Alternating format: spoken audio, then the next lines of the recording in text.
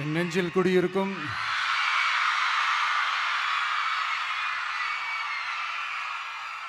வந்திருக்கும் சிங்கப்பெண்கள் உங்கள் அனைவருக்கும், மேடையில் இருக்கும் சிங்கப்பெண்கள் உங்கள் அனைவருக்கும்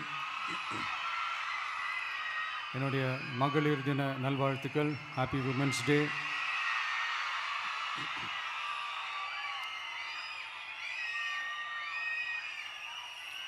ஒரு ஊரில்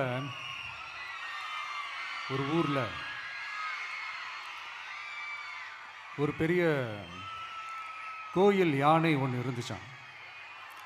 அது ரொம்ப உஷாரான யானையா, அதை ஏமாற்றவே முடியாதான். அப்படிப்பட்ட அந்த யானையை அந்த ஊரில் இருந்த ஒரு ஜெகஜால கில்லாடி ஒருத்தர் வந்து ரொம்ப ஈஸியாக ஏமாற்றிட்டாராம்.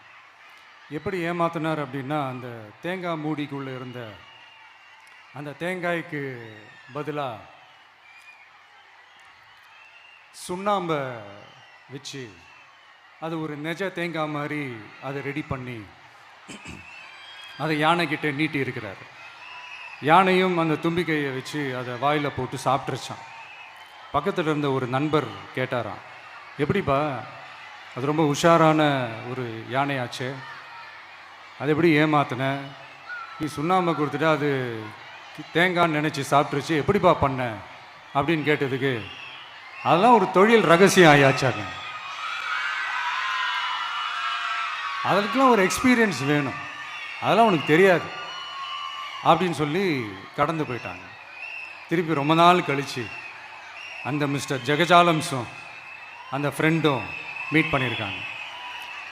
அப்போ அந்த யானை டாபிக் வந்திருக்குது.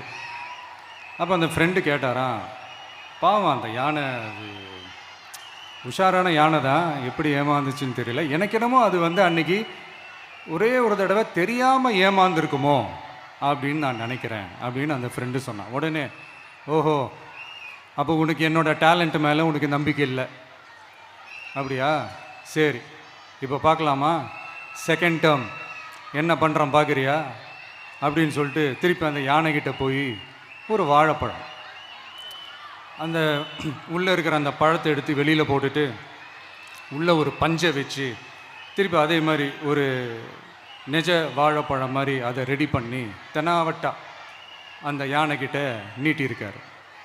அந்த யானையும் தும்பிக்கையை அப்படியே பக்கத்தில் கொண்டு வந்து அவனை ஒரு சொல்லிட்டு அப்படியே தூக்கி போட்டு, அதுக்கப்புறம் என்ன நடந்திருக்கும்